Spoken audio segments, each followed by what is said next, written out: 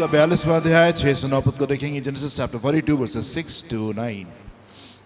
यूसुफ तो मिस्र देश का अधिकारी था जी और उस देश के सब लोगों के हाथ वही अन्न बेचता था जी। इसलिए जब यूसुफ के भाई आए तब भूमि पर मुंह के बल गिर के उसको दंडवत किया जी।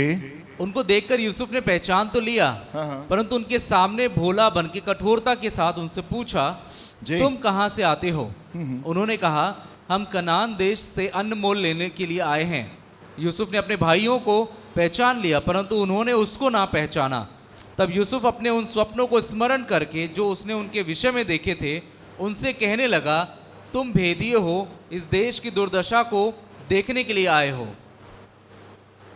आमेन आमेन आमेन। बहुत बार से पिछले 3 बार से हम लोग इसी टॉपिक के ऊपर मनन कर रहे हैं एंड अच्छी शिक्षाओं को, अद्भुत शिक्षाओं को हम लोग प्राप्त कर रहे हैं। वर्स नंबर 6 में वन मोर टाइम क्या लिखा हुआ है? यूसुफ मिस्र देश का अधिकारी था। मिस्र देश का अधिकारी हो गया ना। Joseph was governor over the land of Egypt. Amen. हम लोग मनन कर रहे थे पिछली बार इस विषय के ऊपर कि परमेश्वर अपनी प्रतिज्ञा के संबंध में विषय में देरी नहीं करता। जैसे कई बार उस लोग देरी को समझते हैं, परमेश्वर अपने प्रतिज्ञा के संबंध में देरी नहीं करता। यूसुफ मिस्र देश का गवर्नर अधिकारी बन गया। मेरे प्रिय, मैं आपसे कहना चाहता हूँ ये बिल्कुल नामुमकिन था। यूसुफ का गवर्नर बन पाना बिल्कुल नामुमकिन था। कोई तरीका नहीं था कि यूसुफ जो था वो वहां का देश का गवर्नर बन जाता, उस पद के ऊपर आ जाता जहां पे वो था। एंड खास तौर से तब जब वो गुलाम के हैसियत से मिस्र देश में एंटर किया था, एंड खास तौर से तब जबकि वो जेल में डाल दिया गया था। वहां से निकल करके, गुलामी से निकल करके बाहर आ पाना नामुमकिन सी चीज थी। उस देश का गवर्नर बन पाना तो और भी बड़ी डिफिकल्ट बात थी, और भी बड़ी कठिन बात थी। पर मेरे प्रियो, हम लोग इस बात को देखते हैं, चाहे कितना असंभव क्यों नहीं था, परमेश्वर का ये वायदा था।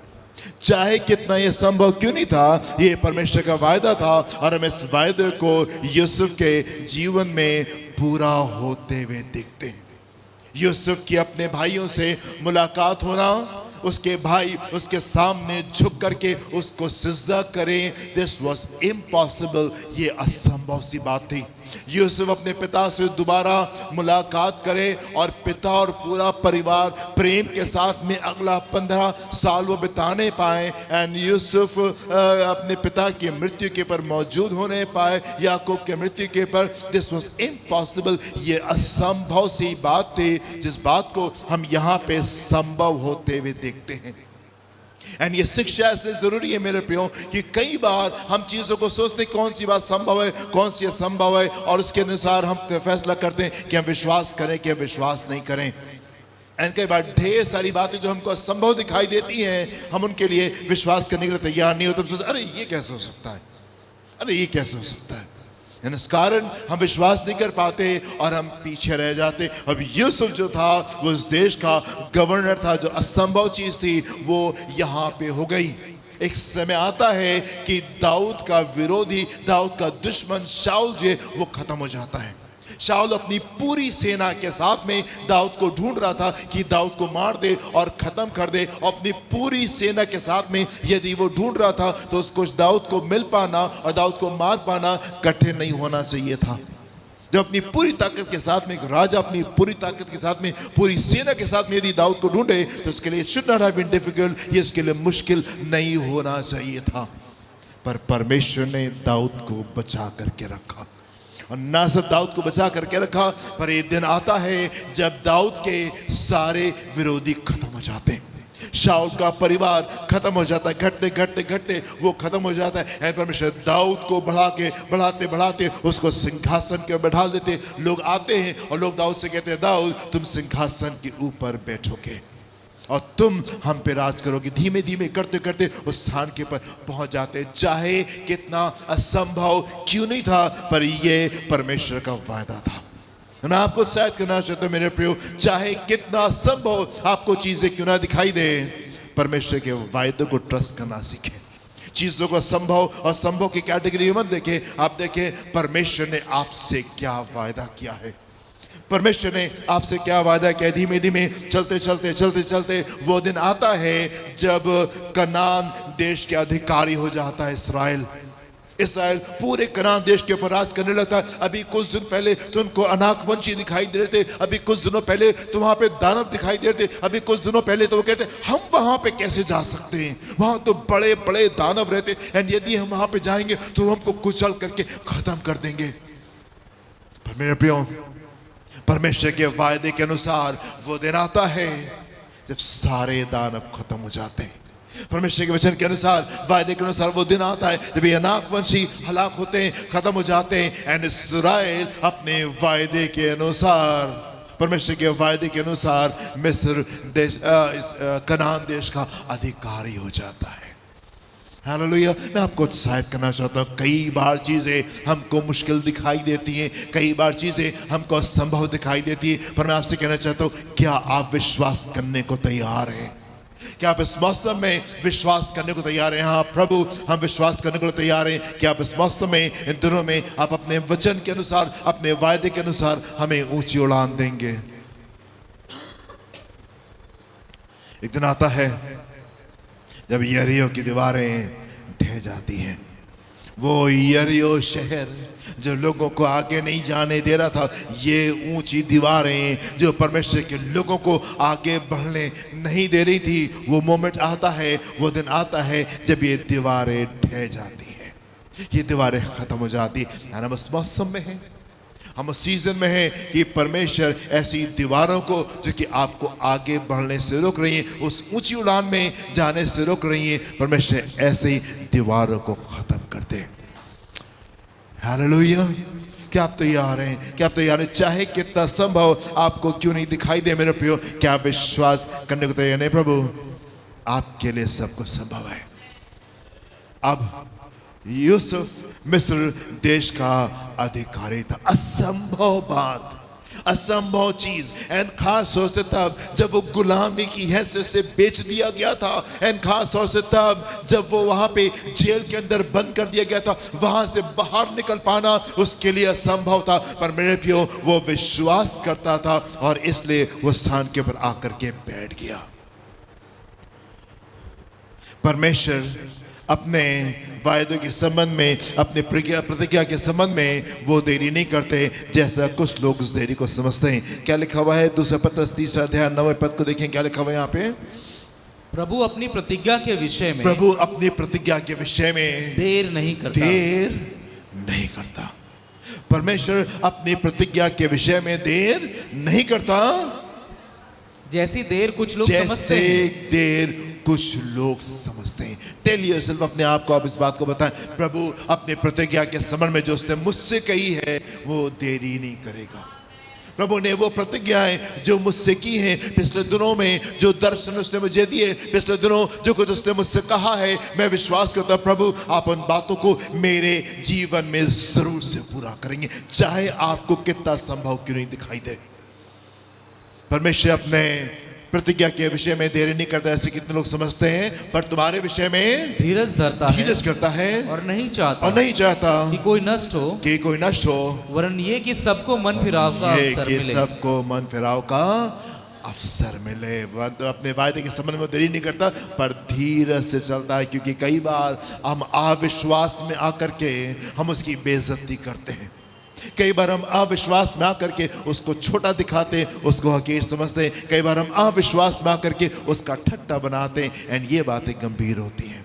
कई बार हम ये दिखा के कि प्रभु हम आपके ऊपर विश्वास नहीं कर रहे, हम बड़े परेशान हैं प्रभु, आप पता नहीं क्या कर रहे हैं। ऐसा करके हम परमेश्वर को छोटा करते हैं। परमेश्वर कह रहा है कि वो तुम्हारे विषय में धीरज धरता है और नहीं चाहता कि तुम इन बातों के संबंध में नाश होने पाओ, इन बातों के संबंध में नाश होने पाओ। कई बार आपकी बातें, आपके विचार, आपकी सोच, आपके मुंह से जो शब्द निकल रहे होते हैं, आपके मुंह से जो बातें निकल रही होती है, उस निराशा के समय में, उस दुख के समय में, उस दबाव के समय में, दे आर सीरियस थिंग्स, ये गंभीर बातें होती हैं। हालेलुया। अब देखिए मेरे साथ में परमेश्वर के लोगों का स्वभाव कैसा होता है। भजन संहिता 42 उसका 5वां पद, परमेश्वर के लोग, ये लोग जो ऊंची उड़ान को भरते हैं, ये इनका स्वभाव कैसा होता है? यदि आप अपनी जिंदगी में ऊंची उड़ान को भरना चाहते हैं, यही स्वभाव आपका भी होना चाहिए, यही स्वभाव आपका भी होना पड़ेगा। भजन संहिता 42 उसके 5वें पद को देखिए, यहाँ पे क्या लिखा हुआ है। हे मेरे प्राण, हे मेरे प्राण, तू क्यों गिरा जाता है? क्यों गिरा जाता है? तू अंदर ही अंदर, तू अंदर ही अंदर क्यों व्याकुल है? परमेश्वर पर आशा लगाए रहे, परमेश्वर पर आशा लगाए रहे, क्योंकि मैं उसके दर्शन से उद्धार पाके फिर उसका धन्यवाद करूंगा। क्या लिखा? हे मेरे प्राण, तू क्यों गिरा जाता है और तू अंदर ही अंदर क्यों व्याकुल है? कई बार हो सकता है अपनी बातें आप बाहर में किसी जन से ना कहने पाए, पर अंदर ही अंदर वो बातें आपको घोट रही होती, अंदर ही अंदर वो बातें आपको किल कर रही थी, अंदर ही अंदर वो बातें आपको बिल्कुल नीचे लेके जा रही थी, अंदर ही अंदर आपको बहुत व्याकुल कर रही होती हैं। कई बार हम उस दौर से गुजरते हैं, यीशु मसीह के चेले कहने लगे यीशु से, प्रभु क्या आप नहीं देखते कि हम मरे जा रहे हैं? I mean, don't you see, Lord, we drown? आप देख नहीं कि हम मरे जा रहे हैं? मार्था और मरियम यीशु से कहने लगी, प्रभु अगर आप होते तो मेरा भाई नहीं मरता। अगर आप होते, आप नहीं आए, इसकी वजह से मेरा भाई मर गया। अगर आप होते, कई बार चीज़ें हमको दबाती हैं, कई बार चीज़ें हमको व्याकुल करती हैं, कई बार हम ऐसे मोमेंट्स होते हैं जो कि बहुत लो होते हैं, जो कि बहुत नीचे की ओर लेकर के जाते, हमको प्रेस करते हैं, हमको उस दबाव में लेकर के जाते हैं। मैं पिछले दिनों पढ़ रहा था कहीं पे, मैंने वो पोस्ट भी किया था अपने ग्रुप के ऊपर कि बिली ग्राहम कहने लगे, ऐसा नहीं है, बिली ग्राहम एक बहुत बड़ा नाम था, अब तो प्रभु के पास में, पर पूरे विश्व में एक बहुत बड़ा नाम था बिली ग्राहम। और वो कहने लगे कि ऐसा नहीं था कि मेरी ज़िंदगी में हमेशा बस ऊंचे उड़ान कर बढ़ते रहे, पर ढेर सारे ऐसे मोमेंट्स आए जबकि मैं बहुत नीचे गया, जबकि मैं बहुत निराशा में गया, जबकि मैं बहुत आंसुओं में गया। पर जब मैं दुख में था, जब मैं आंसू में था, जब मैं निराशा में था, तो मैंने परमेश्वर से प्रार्थना की, प्रभु मुझे क्षमा करें, नहीं तो मेरी सहायता करें। ऐसा नहीं था कि हमेशा मैं ऊंचे उड़ता रहा। There were times, there were moments, मैं नीचे गया, दुख में गया, आंसू में गया, निराशा में गया। और जब मैं दुख, आंसू और निराशा में गया, तो मैंने वहां पे ये प्रार्थना की, प्रभु या तो मुझे आप क्षमा करें और यहाँ मेरी सहायता करें। हे मेरे मन, हे मेरे प्राण, तू क्यों गिरा जाता है और तू अंदर ही अंदर क्यों व्याकुल है? पॉल दिनाकरण के पिताजी DGS दिनाकरण, उनकी बेटी, जवान बेटी की डेथ हो गई, उसकी मृत्यु हो जाती है। भारत में सबसे बड़ा नाम जो लिया जाता है वो दिनाकरण का लिया जाता है। प्रभु के सेवकों में सबसे बड़ा नाम, उनकी जवान बेटी की डेथ हो गई और वो बड़ी हीलिंग मीटिंग्स करते थे। उनकी चंगाई सभाओं में लाखों लोग आया करते थे और उनकी अपनी बेटी को प्रभु ने अपने पास में बुलवा लिया। उसके बाद में क्या हुआ? दिनाकरण साहब ने अपनी मिनिस्ट्री बंद कर दी, ताला लगा लिया और पान की दुकान खोल ली। हाँ नहीं, वो अपने आखिरी सांस तक के वो प्रभु की सेवकाई जोर से करते रहे। वो अपने अंतिम सांस तक के प्रभु की सेवकाई पूरे जोश के साथ में करते रहे। हालेलुया। कई बातें हमको समझ में नहीं आती, पर हम ये नहीं चुनते कि हम परमेश्वर का अपमान करें, और हम ये चुनते हैं कि हम विश्वास करेंगे और उसके साथ विश्वास में आगे चलेंगे। There might be things, कुछ बातें ऐसी हो सकती है जिनका उत्तर हम नहीं दे पाए, जिनका उत्तर शायद आपको कोई नहीं दे पाए, पर तमाम चीज़ों के बावजूद हम चुनते हैं कि हम परमेश्वर को चुनेंगे। इन तमाम बातों के बावजूद हम चुनते हैं कि हम परमेश्वर को चुनेंगे। यदि वो हमारी प्रार्थना को सुन के उत्तर देगा तो वो परमेश्वर है, और यदि सुन के उत्तर नहीं भी देगा तो भी वो परमेश्वर है। यदि अपनी ज़िंदगी में परिवर्तन को अनुभव करते हैं तो भी वो परमेश्वर है, और यदि अपनी ज़िंदगी में हम कोई परिवर्तन को अनुभव नहीं करें तो भी वो परमेश्वर है। और मैं आपसे कहना चाहता हूँ, यदि जीवन भर आप कोई परिवर्तन को महसूस नहीं करें तो भी जो कुछ उसने आज से 2000 साल पहले क्रूस के ऊपर कर दिया वो काफ़ी है आपको अपने जीवन भर उसकी आराधना करने के लिए और उसकी अधीनता में चलने के लिए। Hallelujah, hallelujah. हे मेरे प्राण, तू क्यों गिरा जाता है और तू अंदर ही अंदर क्यों व्याकुल है? परमेश्वर पर आशा लगाए रहे, परमेश्वर पे आशा लगा रहे। Hope thou in the Lord. परमेश्वर में आप आशा को लगा रहे। चाहे कितना असंभव दाऊद को क्यों नहीं दिखा, दाऊद विश्वास में बना रहा। यूसुफ को चाहे कितना संभव क्यों नहीं दिखाई दिया, यूसुफ विश्वास में बना रहा। मिस्र देश से कनान देश सिर्फ 2 लोग पहुंचे और 2 वो लोग थे जो विश्वास से बने रहे और जो कहते रहे निरंतर, नहीं प्रभु आप हमको वहां पे पहुंचा देंगे, आपकी सहायता से हम जरूर से वीरता दिखाएंगे और हम वहां पे पहुंच सकते हैं। हालेलुया। परमेश्वर पे आशा लगा रहे। हे मेरे प्राण, तू क्यों गिरा जाता है और तू अंदर ही अंदर क्यों व्याकुल है? यदि आप आज के दिन व्याकुल है, यदि आप अंदर अंदर गिरे जा रहे, यदि दुख में, यदि आंसू में, यदि निराशा में बहुत कोशिश की है, सफलता को प्राप्त नहीं की है, बहुत प्रार्थना किया है, परिवर्तन को प्राप्त नहीं किया है, बहुत लगे रहे पर अभी तक ये वो चेंज नहीं आए, अगर आप अंदर ही अंदर गिरे जा रहे हैं दुख में, मैं आपसे कहना चाहता हूं परमेश्वर पे आशा लगाएं, परमेश्वर पे आशा लगाएं। हालेलुया। और ऐसा लिखा हुआ है, क्योंकि मैं उसका दर्शन से उद्धार पाके फिर उसका धन्यवाद करूंगा। मैं उसके दर्शन से उद्धार पाऊंगा। जब मैं उसको देखता हूँ, परमेश्वर को जब हम देखते हैं या परमेश्वर किसी दर्शन में हमको लेके जाते, वो बातें हमको उत्साहित करती और वो हमको आगे की ओर लेके जाती हैं। If you are down, अगर आप निराशा में हैं, उसके सम्मुख जाएं और उसके दर्शन को प्राप्त करें। अगर आप आंसू में, अगर दुख में, अगर निराशा में है, अपने क्लोजेट को बंद करें, अपने किवाड़ को बंद करें, अपने कमरों को बंद करें, घुटनों में जाएं और प्रार्थना करें और उसके दर्शन को प्राप्त करें मेरे प्रियो। और मैं आपसे कहना चाहता हूं, उसके दर्शन से उद्धार पाके आप फिर उसका धन्यवाद करने पाएंगे। Hallelujah, hallelujah. यू नो, परमेश्वर पे आशा लगा करके रखें, परमेश्वर पे आशा लगा के रखें। यदि आप आंसू में, यदि आप असंभव परिस्थितियों में हैं, मैं आपसे कहना चाहता हूं परमेश्वर संभव चीजों को संभव करने वाला परमेश्वर है। आप परमेश्वर में आशा लगाएं, उससे दर्शन प्राप्त करें और आप उसका धन्यवाद देना आप शुरू करें। कुलसियों का 1 अध्याय 26 से 27 पद को देखेंगे, क्या लिखा हुआ। Colossians chapter 1 26 and 27। अर्थात उस भेद को जी, जो समयों और पीढ़ियों से गुप्त रहा जी, परंतु अब उसके उन पवित्र लोगों पर प्रकट हुआ है। अर्थात उस भेद को जो समयों और पीढ़ियों से गुप्त रहा, परंतु अब उसके पवित्र लोगों पर प्रकट हुआ है, जिन पर परमेश्वर ने प्रकट करना चाहा, पर परमेश्वर ने प्रकट करना चाहा, उन्हें ज्ञात हो कि अन्य जातियों में उस भेद की महिमा का मूल्य क्या है। जी, और वो ये है कि मसीह जो महिमा की आशा है, मसीह जो महिमा की आशा है तुम में रहता है, मसीह जो महिमा की आशा। मेरे प्रिय, मैं आपसे कहना चाहता हूं, मसीह जो महिमा की आशा है वो आप में रहता है। हम वो लोग नहीं हैं जो सिर्फ आशा में जी रहे हैं। संसार में ढेर सारे लोग दुख में, आंसू में और निराशा में बगैर किसी आशा के अपनी जिंदगी को बिता रहे होते हैं। संसार में ढेर सारे लोग आंसुओं में, दुख में, निराशा में, अपनी जिंदगी में, होपलेसनेस में अपनी जिंदगी को बिता रहे होते। हम वो लोग नहीं हैं जो कि होपलेसनेस में, निराशा में अपनी जिंदगी को बिता रहे हैं, पर हम वो लोग भी नहीं हैं जो सिर्फ आशा में अपनी जिंदगी को बिता रहे हैं।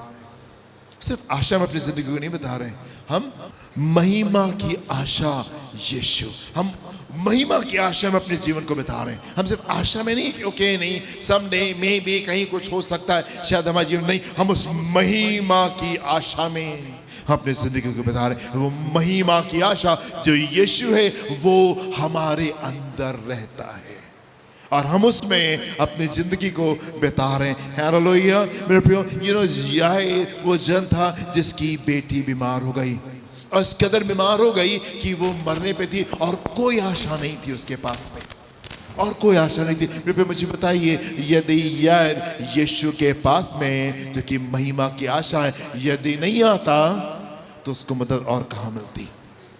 यदि यायर यीशु के पास में नहीं आता, where else could he have found help? और कहाँ पे उसको मदद मिल सकती थी यायर को? अगर वो यीशु के पास में नहीं आता तो उसकी जिंदगी में उनकी चीजें कैसे होने पाती?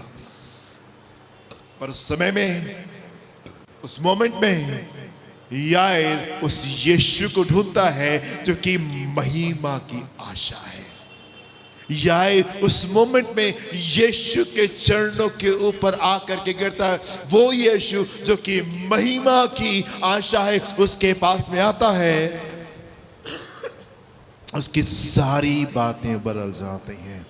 हालेलुया, उसकी सारी बातें बदल जाती। वो स्त्री जिसको लहू बहने की बीमारी थी, अपना सब कुछ व्यय कर चुकी थी।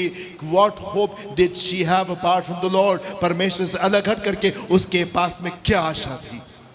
परमेश्वर से अलग हट करके उसके पास में क्या आशा थी? एंड यदि वो यीशु के पास में जो कि महिमा की आशा है, अगर वो नहीं आती तो क्या होता? तो क्या होता? एक और जन जो कि 38 साल से उस पुल के पास में इंतजार कर रहा था कि पानी हिले और वो कूद जाए और वो चंगा हो जाए, उसके पास में यीशु जो महिमा की आशा है वो पहुंच जाते हैं और उसे कहते हैं, क्या तुम चंगा होना चाहते हो? और कहते हैं, प्रभु मेरे पास में तो कोई जन नहीं है जिसे पानी हिलाए और मुझे पानी में उतार दिया जाए, मेरे पास में कोई ऐसा जन नहीं है। एंड यीशु जो कि महिमा की आशा है उसके पास में आते हैं और उसका जीवन उस दिन से बदल जाता है। Hallelujah, hallelujah. हे मेरे प्राण, तू अंदर ही अंदर क्यों गिरा जाता है? हे मेरे प्राण, तू अंदर ही अंदर क्यों गिरा जाता है? क्यों इतना व्याकुल है? Put your hope in the Lord. परमेश्वर में आप आशा लगाएं। मैं आपसे कहना चाहता हूं, मसीह जो महिमा की आशा है वो आप में वास करता है। हम सिर्फ वो लोग नहीं हैं जो कि हम आशा में रहने वाले लोग हैं, होप में रहने वाले लोग हैं। नहीं मेरे प्रियो, महिमा की आशा, महिमा की आशा में हम लोग जीते हैं। महिमा की आशा यीशु वो हम में वास करता है। क्या आपको लगता है मेरे पे ये छोटी बात है? क्या आपको एक छोटी बात दिखाई देती है कि यीशु जो कि महिमा की आशा है वो आपके जीवन में होने पाए? अब देखिए मेरे साथ में एक पद को, यूहन्ना उसका 14 अध्याय 23 पद में क्या लिखा हुआ है? John chapter 14 verse 23। यीशु ने उसको उत्तर दिया, जी, यदि कोई मुझसे प्रेम रखेगा जी, तो वो मेरे वचन को मानेगा। यदि कोई मुझसे प्रेम रखेगा तो वो मेरे वचन को मानेगा और मेरा पिता उससे प्रेम रखेगा, और मेरा पिता उससे प्रेम रखेगा, और हम उसके पास आएंगे, और हम उसके पास में आएंगे, और उसके साथ वास करेंगे, और उसके साथ में वास करेंगे। और हम उसके पास में आएंगे और हम उसके साथ में रहने पाएंगे। यदि परमेश्वर हमारी प्रार्थना को सुन करके उत्तर देने का वादा कर लेते तो यही हमारे लिए बहुत था। यदि परमेश्वर सिर्फ इतने से हमसे वादा कर लेते कि तुम्हारी सारी प्रार्थना को सुन करके मैं उत्तर दूंगा, तो यही हमारे लिए बहुत था। अभी तो स्तर कहीं ऊपर पहुंच गया है, अभी स्तर तो कहीं ऊपर पहुंच गया है। और वो कह रहा है, परमेश्वर कह रहा है कि हम तुम में आएंगे और हम तुम में वास करेंगे। मसीह जो महिमा की आशा है वो तुम में वास करता है। वो सामर्थ, वो ताकत, वो परमेश्वर जिसने आसमान और जमीन और जो कुछ उसमें है उसको बनाया, वो आपके अंदर रहता है, वो आपके अंदर रहता है। ये कोई फालतू का स्टेटमेंट नहीं है कि परमेश्वर हम में और हम परमेश्वर में, एंड परमेश्वर सारी बातों में और हम सारी बातों में। नहीं नहीं नहीं, ये फालतू का स्टेटमेंट नहीं है। गॉड इन यू, परमेश्वर आपके अंदर, ये बड़ी विशेष बात है। परमेश्वर आपके अंदर, ये बहुत ही बड़ी बात है। वो सामर्थ जिसने आसमान और जमीन और जो कुछ उसमें है उसको पैदा किया, वो आपके अंदर रहता है। एंड ये आपकी आशा का सबब होना चाहिए, एंड ये आपकी महिमा की आशा का सबब होना चाहिए। एंड इस कारण से आपको हमेशा मुस्कुराते हुए रहना चाहिए, आनंद में रहना चाहिए। मेरे अंदर मसीह जो कि महिमा की आशा है वो मुझ में वास करता है। चाहे कितना संभव चीजें क्यों नहीं दिखाई दे, पर वो परमेश्वर जो कि महिमा की आशा है वो मुझ में वास करता है। ये आपके लिए आवश्यक होना चाहिए। हालेलुया। आज की शिक्षा आपको गंभीरता में लेकर के जाएगी, एंड आप समझेंगे कि ये स्टेटमेंट अपने में कितना गंभीर है, कितना गंभीर। आप देखिए मेरे साथ में, लेवी व्यवस्था 16वां अध्याय, लेवी व्यवस्था 16वां अध्याय पहला पद से 13 पद को देखेंगे। लेवी व्यवस्था, Leviticus chapter 16 verses 1 to 16। जब हारून के दो पुत्र यहोवा के सामने समीप जाकर मर गए, जी उसके बाद यहोवा ने मूसा से बातें की। जी। और यहोवा ने मूसा से कहा, और यहोवा ने मूसा से कहा, अपने भाई हारून से कहे अपने हारून से कहे कि संदूक के ऊपर के प्रायश्चित वाले ढकने के आगे जी बीच वाले पर्दे के अंदर पवित्र स्थान में हर समय न प्रवेश करे, हर समय ना प्रवेश करे, हर समय ना प्रवेश करे, नहीं तो मर जाएगा। नहीं तो मर जाएगा। हारून कौन था? महायाजक था, सारे याजकों में सबसे ऊपर था। एंड परमेश्वर ने मूसा से कहा, उसको यह आज्ञा दो, जब कभी तुम्हारा मन करे तब टहलते हुए चले नहीं आना हमारे उपस्थिति में। हल्का जानोगे तो क्या होगा? मर जाओगे। मैं भी पिछले दिनों पढ़ रहा था और मैं यहाँ पे आके रुक गया। मैंने कहा, प्रभु हम लोग तो जब मन करता तब आपके पास में आ जाते हैं। हमारा तो जब मन करता है हम आपको पुकारते हैं, प्रभु सहायता कीजिए। रास्ते में कोई जा रहा है, कोई लड़खड़ा रहा होता है, प्रभु इसकी सहायता करती। जब कभी हम चाहे हम आपके पास में आ सकते हैं, और ना कभी हम जब कभी चाहे तो हम आपके पास में आ सकते हैं। पर मसीह जो कि महिमा की आशा है, आप हम में वास करते हैं, आप हम में वास करते हैं। अभी कुछ 100 साल पहले की बात है, यीशु मसीह के क्रूस के पर बलिदान देने से पहले की जो कहानी है, और वो ये कहानी है कि परमेश्वर ने महायाजक से कहा, जब कभी तुम्हारा मन करे तब नहीं आ जाओगे। आई एम गॉड, मैं परमेश्वर हूं। कई बार हम चीजों को बड़े हल्के से ले रहे होते। जब मन किया, अभी तो अनुग्रह का समय है, परमेश्वर हमारे अंदर वास करते हैं। हम जब चाहें, जैसे चाहें, जितने पाप के साथ में चाहे, जितने कपट के साथ में चाहे, जितनी बुराइयों के साथ में चाहे, जैसे चाहे प्रभु की उपस्थिति में आके खड़े हो जाते हैं। हाँ प्रभु हमें क्षमा कर दी, ये बात ये बात ये बात, और ऐसी बात हम बड़े हल्के से परमेश्वर को लेकर के चलते। पर अभी कुछ समय पहले की बात है, कुछ 100 साल पहले की बात है, 2000 साल पहले की बात है कि महायाजक परमेश्वर की उपस्थिति में जिस समय चाहता उस समय नहीं आ सकता था। परमेश्वर मूसा से कहते, देखो अगर वो जब कभी चाहेगा, तो अगर ऐसे आ जाएगा तो उससे कह दो वो मर जाएगा, ही विल डाई। मसीह जो महिमा की आशा है वो आप में रहता है। See the difference. आप उस फर्क को देखें। आगे बढ़े, क्या लिखा हुआ है जी? क्योंकि मैं प्रायश्चित वाले ढकने के ऊपर जी बादल में दिखाई दूंगा। जी।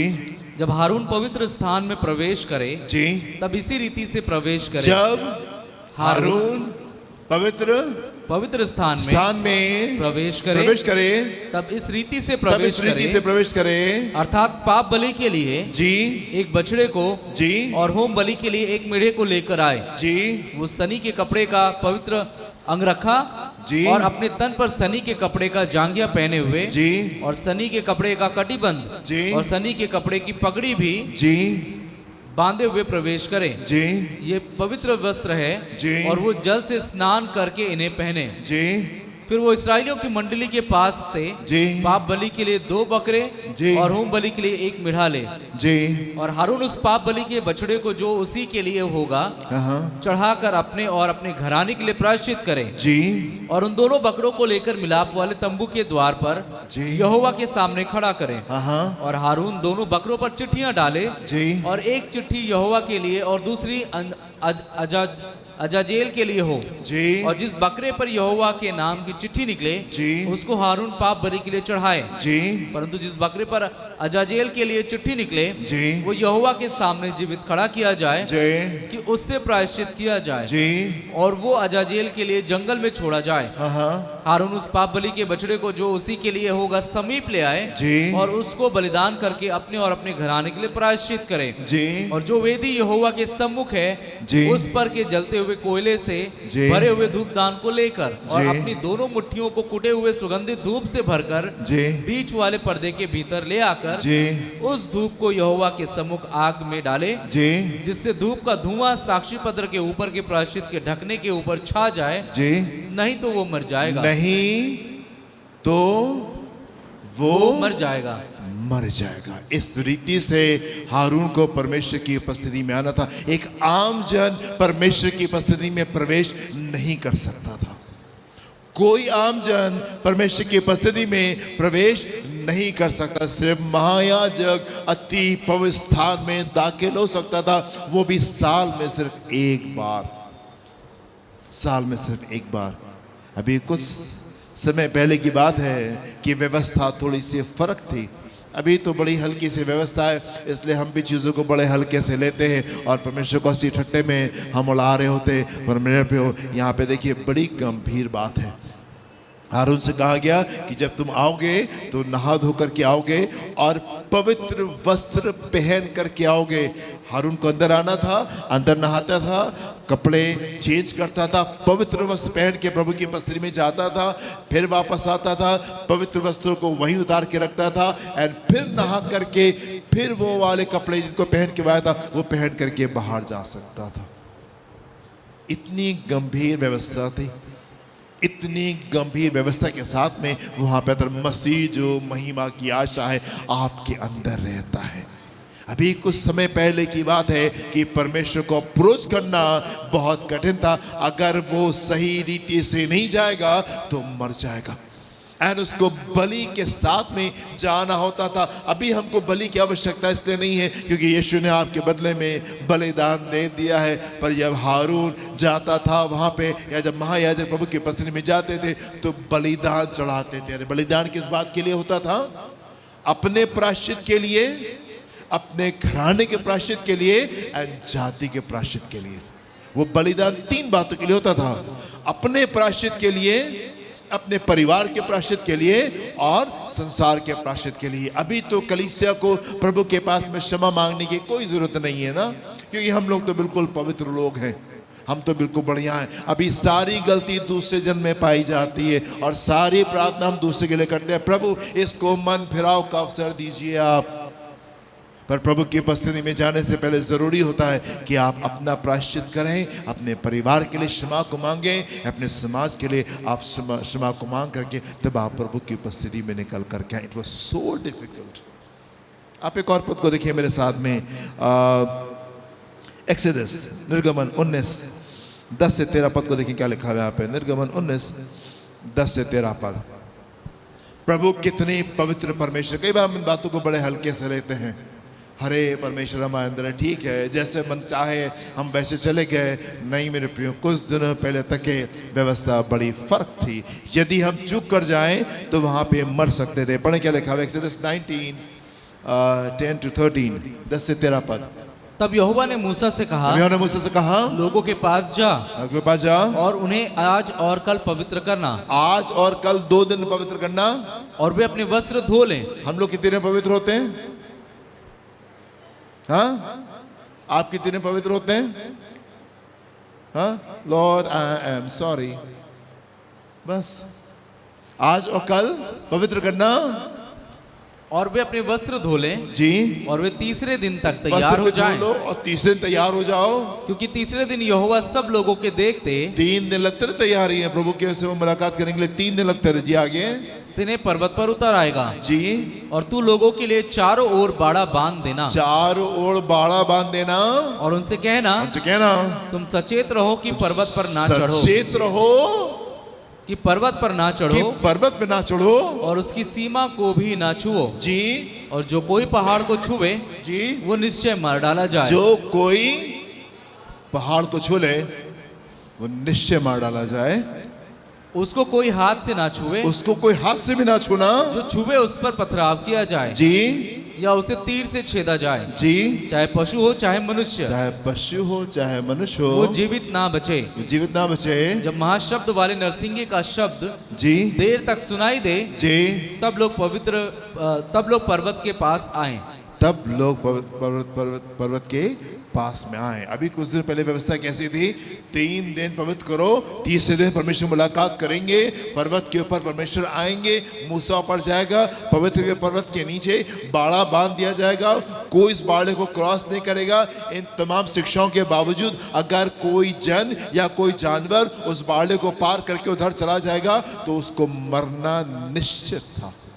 और कैसे मरना था, उसको कोई छुएगा नहीं, उसको बाहर लेके जाओ, पत्थर से मारो, तीरों से भेद करके उसको मार देने की आवश्यकता है। इट वाज सो गंभीर, it was so serious, getting into the presence of the Lord, परमेश्वर की उपस्थिति में प्रवेश करना इतनी गंभीर बात थी। मसीह जो महिमा की आशा है आप में रहता है, ये बहुत बड़ी बात है मेरे प्रियो।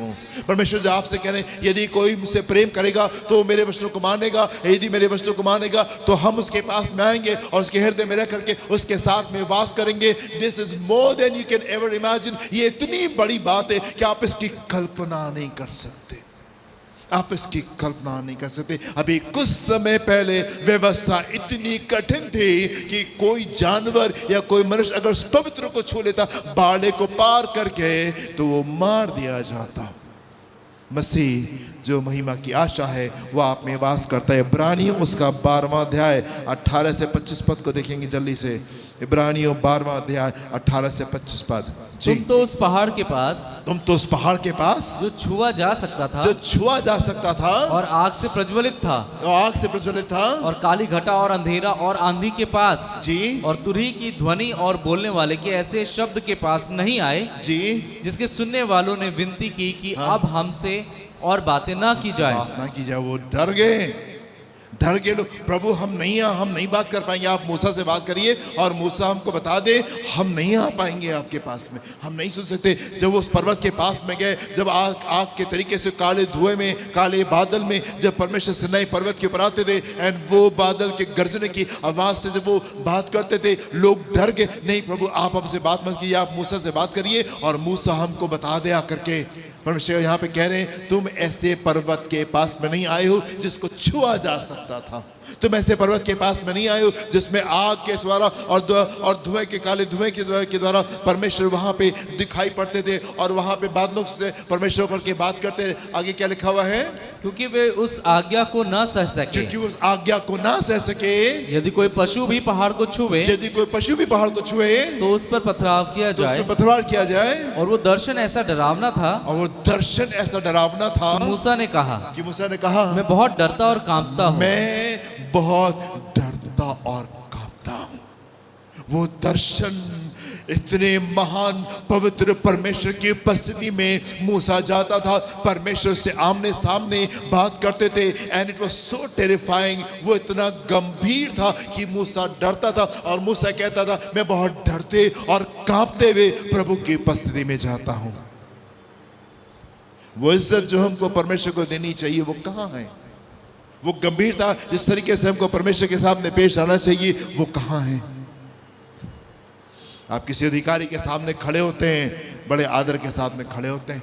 आप जज के सामने खड़े होते हैं, बड़े आदर के साथ में खड़े होते हैं। किसी बहुत बड़े मनुष्य के सामने खड़े होंगे, बड़े आदर के सामने खड़े होंगे, डरते हुए कांपते हुए। आपके शब्द जो हैं वो चुनिंदा होने पर आप परमेश्वर की उपस्थिति में हंसते खेलते उछलते कूदते हम चले जाते हैं, हाँ प्रभु आपने हमारी प्रार्थना नहीं सुनी, आप बुरे परमेश्वर हैं और हम अच्छे परमेश्वर हैं। मसीह जो महिमा की आशा है वो तुम में वास करता है। मूसा कहता है कि जब मैं उस उपस्थिति में मैं जाता था तो मैं डरता हुआ और बड़े कांपते हुए परमेश्वर की उपस्थिति में जाता था। परमेश्वर हारून से के लिए कह रहे हैं, हारून से कह दो जब कभी चाहे तो वो मेरी उपस्थिति में नहीं आ जाए, क्योंकि अगर ऐसा करेगा मुझे हल्के से लेगा तो वो मर जाएगा। आगे बढ़े क्या लिखा हुआ है? पर तुम सियोन के पहाड़ के पास, तुम सियोन के पहाड़ के पास और जीविते परमेश्वर के नगर, स्वर्ग यरूशलेम के पास जी, और लाखों स्वर्गदूतों और उन पहलौठों की साधारण सभा और कलीसिया जिनके नाम स्वर्ग में लिखे हुए हैं और सबके न्यायी परमेश्वर के पास में और सिद्ध किए हुए धर्मियों की आत्माओं जी और नई वाचा के मध्यस्थ यीशु और उस छिड़काव के उस लहू के पास आए हो जो हाबिल के लहू से उत्तम बातें कहता है। हाबिल के लहू से उत्तम बातें कहता है। तुम उस पर्वत के पास में नहीं आए हो, उन गंभीर बातों के पास में नहीं आए हो जिसको देख करके लोग डर गए और लोगों ने कहा नहीं प्रभु आप हमसे बात न करें, आप मूसा से बात करें, मूसा हमसे बात करें। तुम ऐसी गंभीर जगह के ऊपर नहीं आए हो जहां पे मूसा कहता मैं उसकी उपस्थिति में जाता था तो डरते हुए और कांपते हुए जाता था। 21वें पद से पढ़ेंगे वापस क्या लिखा हुआ है? परंतु तुम एक ऐसे पर्वत, उससे 22वें पद, पर तुम सियोन के पहाड़ के पास सिय्योन के पहाड़ के और पास जीवते परमेश्वर के नगर और जीवते परमेश्वर के नगर स्वर्गीय यरूशलेम के यरूशलेम के पास में आए हो पास और लाखों स्वर्गदूतों और लाखों स्वर्गदूतों और उन पहिलौठों की साधारण सभा जी। और कलीसिया कलीसिया जिनके नाम स्वर्ग में लिखे हुए हैं जिनके नाम स्वर्ग में लिखे हुए हैं और सबके न्यायी परमेश्वर के पास जी। और सिद्ध किए हुए और धर्मियों की सिद्ध किए आत्मा हुए धर्म की आत्मा और नई वाचा के मध्यस्थ यीशु जी, और यीशु। छिड़काव के उस लहू के पास आए हो उसके पास में तुम आए हो। Hallelujah hallelujah. क्या आप समझते हैं ये मसीह जो महिमा की आशा है, ये जो अति पवित्र पवित्र परमेश्वर है जिसकी उपस्थिति में धरती कांपती है और पहाड़ जो है वो धुआं दे देते हैं, ऐसी उपस्थिति में जिसमें मूसा कहता है मैं बहुत डरते हुए बहुत कांपते हुए आता हूं, हम तो जब चाहे तो हम उसके पास में आ सकते हैं, हम तो जब चाहे तब उसके पास में हम आ सकते हैं, हम जैसे भी हैं हम उसके पास में आ सकते हैं। वो जो महिमा की आशा यीशु है आज वो हमारे अंदर वास करता है, हमारे अंदर वास करता है। और आगे क्या लिखा हुआ है, जो सावधान रहो जी और उस कहने वाले से मुंह ना फेरो, सावधान रहो और उस कहने वाले से मुंह ना फेरो, मुंह ना फेरो, क्योंकि वे लोग जब पृथ्वी पर के चेतावनी देने वाले से जी मुंह मोड़कर ना बच सके जी तो हम स्वर्ग पर से चेतावनी देने वाले से जी मुंह मोड़कर कैसे मोड़ बच के सकेंगे। कैसे बच सकते हैं। Hallelujah hallelujah. इतना महान पवित्र सामर्थी परमेश्वर वो आपके साथ में है। यीशु मेरे अंदर है, काम करता हूँ बाहर है, मैंने उसको पहन लिया, यीशु मेरा। ये बड़ी हल्की सी बात नहीं है, ये बड़ी गंभीर बात है। और मैं इस चाहता हूँ कि जब आप यहाँ से जाएं आप इस गंभीरता को अपने अंदर रख करके जाएं।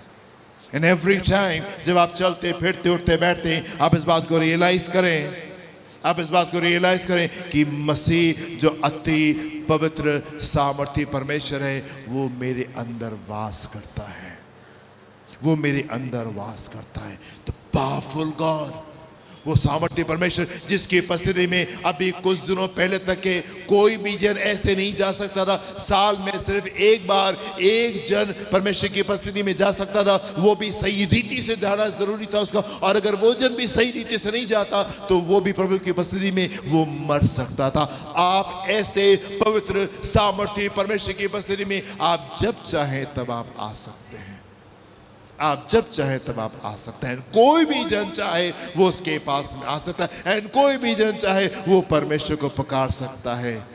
कितना बड़ा अवसर आपके पास में है। हालेलुया। एंड वो सामर्थ्य परमेश्वर, वो महिमा की आशा आपके अंदर रहता है। भजन संहिता 42 उसका 5वां पद वापस आके खत्म करेंगे हम लोग।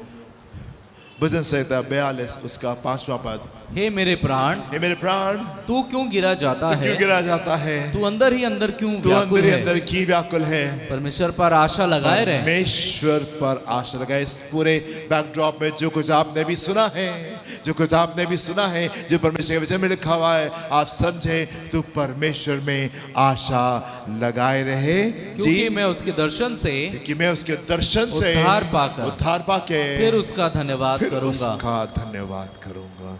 हालेलुया। ये मेरे मन तो की व्याकुल। मेरे मैं आपसे कहना चाहता हूँ कि असंभव और संभव की बातों से आप बाहर आ जाए। परमेश्वर के वायदों को ट्रस्ट करना शुरू करें। परमेश्वर के वायदों को आप ट्रस्ट करना आप शुरू करें। परमेश्वर आपने मुझसे कुछ वायदे किए हैं और मैं उसके ऊपर विश्वास करने जा रहा हूँ, और मैं उसके ऊपर विश्वास करने जा रहा हूँ। Hallelujah hallelujah hallelujah. You know अभी 2 दिन पहले की बात है, इनफैक्ट कल शाम तक की बात है। पिछले 2 दिन से एक जन हमारे बहुत पीछे पड़े हुए थे, उनको एक बहुत अच्छा ऑफ़र मिल रहा था और वो कह रहे थे कि तुम इस ऑफ़र को ले लो, मुझे आवश्यकता नहीं है, आप उस ऑफ़र को ले लीजिए। और वो हमको नई वैगनार ऑफ़र कर रहे थे पिछले 2 दिन से। कल शाम तक मैंने कल रात को बोला नहीं सॉरी हम नहीं ले पाएंगे उस ऑफ़र को।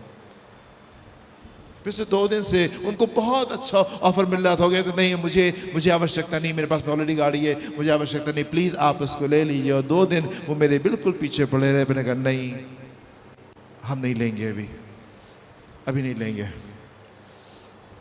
क्योंकि हम परमेश्वर पे आशा लगाए हुए हैं। उसने कुछ कहा है और उन बातों के ऊपर परमेश्वर की ओर देख रहे हैं। आमीन। आप परमेश्वर की ओर देखें, परमेश्वर की ओर देखें और उसके ऊपर विश्वास करें। मसीह जो महिमा की आशा है वो आप में वास करता है। प्रभु आपको आशीष दें। हम आंखों को बंद करेंगे।